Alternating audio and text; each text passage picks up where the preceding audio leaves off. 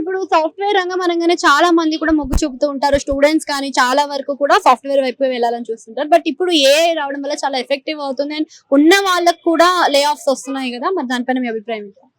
ఇప్పుడు మనము ఒక 10 ఇయర్స్ బ్యాక్ చూసుకున్నట్టయితే మనకి ఈ లాంగ్వేజెస్ ఏం లేవు. అలాంటివి సాఫ్ట్‌వేర్ వచ్చాయండి. ఇప్పుడు ఏదో ఒకటి ఎవ్రీ ఇయర్ ఏదో ఒక సాఫ్ట్‌వేర్ వస్తుంది. డెవలప్‌మెంట్ అవుతూనే ఉంటది. సో, ఏఐ వచ్చినంత మాత్రాన జాబ్స్ ఎళ్ళవని గ్యారంటీ లేదు.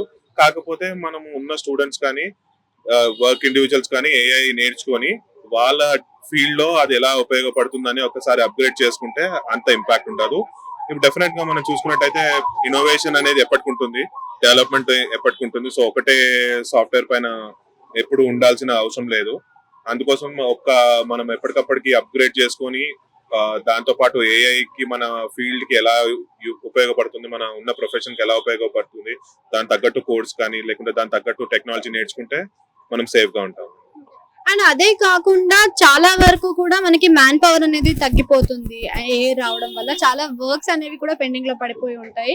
అండ్ దీంతో పాటు ఒకటే విషయంలో ఉండదు కదా, అప్డేట్ అవ్వుకుంటూ వస్తుంది ఏఐ అంటే. సో దానికి తగ్గట్టుగానే వీళ్ళు కోచింగ్ తీసుకోవడం కూడా ఉంటుంది. మరి సామాన్యులు ఎఫర్ట్ చేయగలుగుతారా? ఇప్పటికే ఇన్స్టిట్యూట్స్ అని కోచింగ్ అని చాలా ఎక్కువైపోయాయి కదా. ఇప్పుడు చూసుకున్నట్టయితే ముందు మనకి ఇంటర్నెట్ లో వీడియోస్ కానీ యూట్యూబ్ లో వీడియోస్ కానీ లేవండి. ఇప్పుడు ఏంటంటే అవగాహన పెరిగింది జనాలకి. ఫ్రీ లెర్నింగ్ కానీ మనకి ఆన్లైన్ లో చాలా యాక్సెస్ ఉంటుంది. ఇప్పుడు ప్రతి ఒక్కరి ఇంట్లో ఇంటర్నెట్ ఉంటుంది. అది ఎలా అంటే కంప్లీట్ గా ఒక ఇండివిజువల్ పైన ఉంటుందండి. ఎలా అంటే తను సాధించాలనుకుంటే ఎలా అయినా సాధిస్తాడు. సో డెఫినెట్ గా నేను ఇంపాక్ట్ ఉండదు అని అంటలేను, కానీ ఉంటుంది. అట్ ద సేమ్ టైం అది ఎండ్ ఆఫ్ ది వరల్డ్ కాదండి. మనము ట్రై చేసుకుంటూ వెళ్ళిపోతే ఎలాగోలా మనం ఎందులో దాంట్లో సర్వైవ్ అవ్వచ్చు.